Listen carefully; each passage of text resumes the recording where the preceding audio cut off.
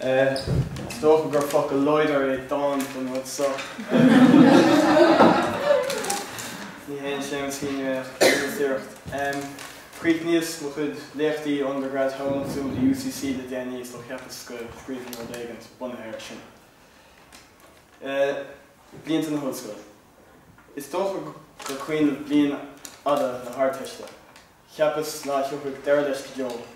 Ag fálam ibreacha agus fearchaí agus animacha do landbheabhar. Agus ag déanamh do rúda a chud focail. Agus ag taibh féin gachar bhór beheachar an saola haulú gan éadí scoile gan boscí lóin gan pigsairs. Ach go breaban na súil de bhí sé críochnathe, de hána gan lámór agus dhéanamór an artist. Scríobhas Altfé Robert Frost, choras focail na Shakespeare, ná dúirt sé.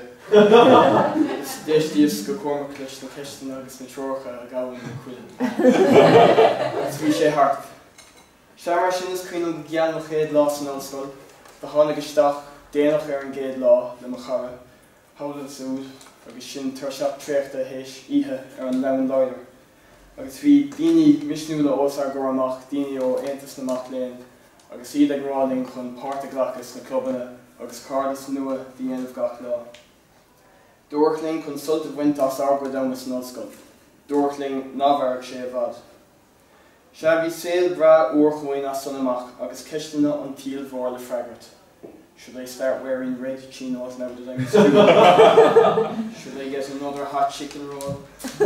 Seach is sin os níos ag fálam chomá agus in áit leabhar daróil in na háteiste choras aithne ar le Héadí Beckett Ginsberg agus Miles Gapelin. Agus do chun leáid na nó chomá agus mé ag taistil timp na tír agus thársáile le mar cháda. Ó dún éidir go dún cuoin ó curtha gaoine go copper face jacks. Agus bhólaíocht madan déhíine go mbeadh bocéad ag teastáil dúirt ar ábhar. Tá ceannas nó rudí do bear fés na blianta do catha sa UCC ná go bhéting dul ó bhadan go híthe ganach an ghaeilinn de labhart. De bhíodh sé do mo chrá i gcónaí i rith léanta na meascoil ná labhar chéine a míad hanga féin dom. Ach inis bhí pobal úntaach Gweingóirí os mo chóramach agus leabharlann líon láin le saothar agus scríbhneoirt sa teanga is an sa lump.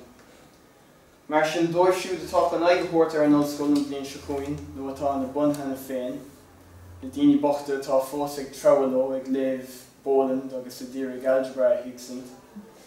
Is fiú an feibh.